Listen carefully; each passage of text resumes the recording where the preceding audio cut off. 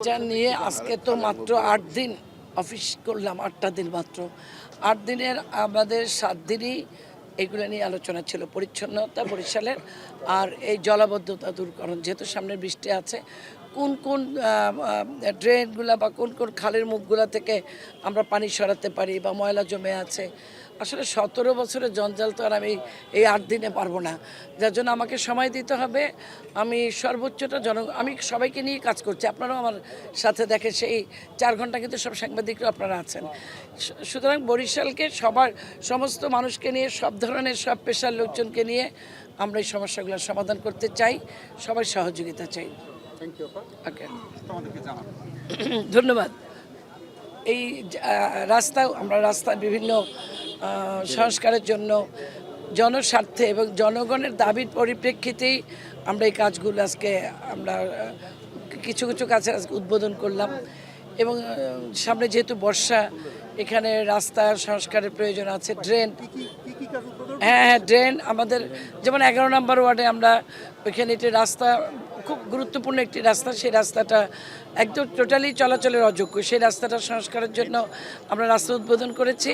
পাশাপাশি ওইখানে একটা ড্রেন এবং একটা খাল আছে, যেই খালটা বরিশাল স্টেডিয়াম থেকে শুরু করে লঞ্চঘাট পর্যন্ত, ওই খালটাকে যেন সংস্কার করে খালটাকে আর কি চলাচল আর কি, পানি যেটা খালের যে পানি চলাচল, পানির প্রবাহটা যেন ঠিকমতো হয় এবং খালের একটা মুখ বন্ধ আছে, সেই বন্ধ মুখটা যাতে খুলে দিয়ে আমরা বর্ষার সময় যেন পানি জমতে না পারে, এই একটা কাজ করলাম। আরেকটা করলাম 23 নম্বর ওয়ার্ডে, সেখানেও আমরা একটা রাস্তার আজকে উদ্বোধন, 22 নম্বর ওয়ার্ডে একটি রাস্তার কাজ উদ্বোধন করতে, এটাও দীর্ঘদিনের জনগণের দাবির পরিপ্রেক্ষিতে।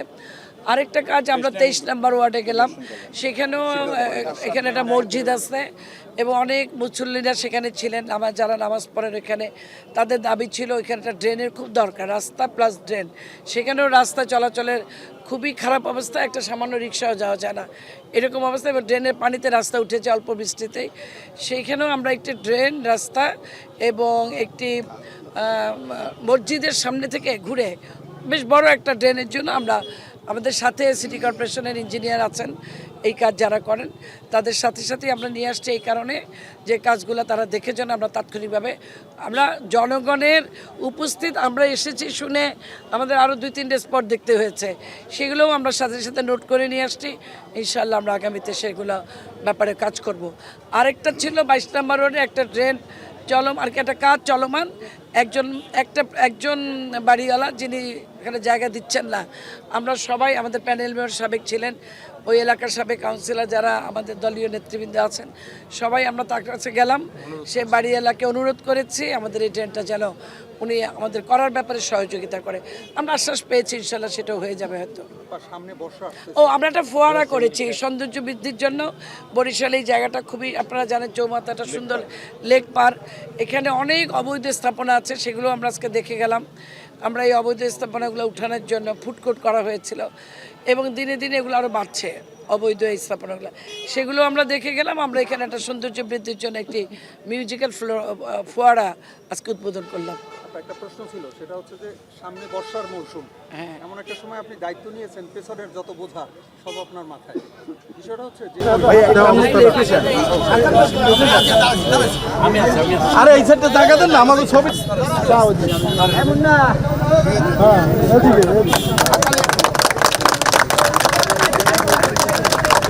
আপনারা সামনে দেন, একটু পিছনে যান না, একটু পিছনে যান, একটু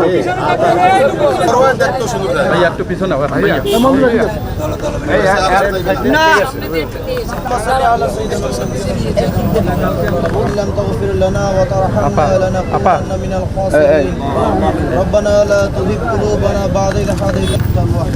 দুজন জায়গাতে তো, দুজন জায়গাতে। হ্যাঁ আলাউদ্দিন ভাই, ডোন্ট ডিস্টার্ব মি।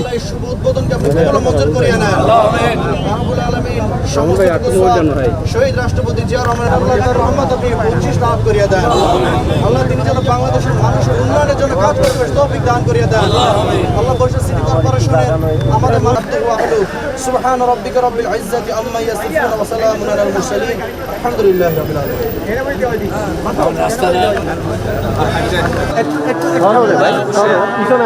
আপনারা সবাই ফ্লোর দেন, সবাই যাতে ভালো আছেন।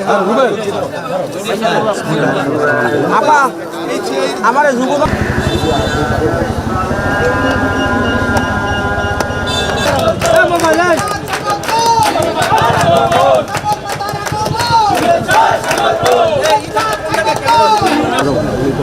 আচ্ছা দাও ভাই ওইদিকে আপা ওইখানে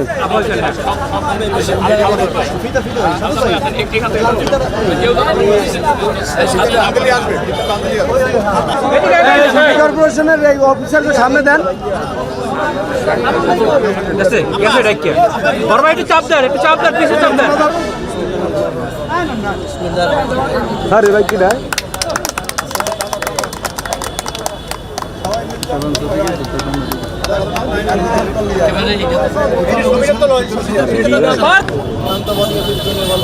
আমি কিন্তু শেষে 6 সেকেন্ড জাগাবো হাতে মালিকনে চৌমাথা লেকের মিউজিক্যাল ফোয়ারা স্থাপনের কাজ আল্লাহ উদ্বোধন করা হয়েছে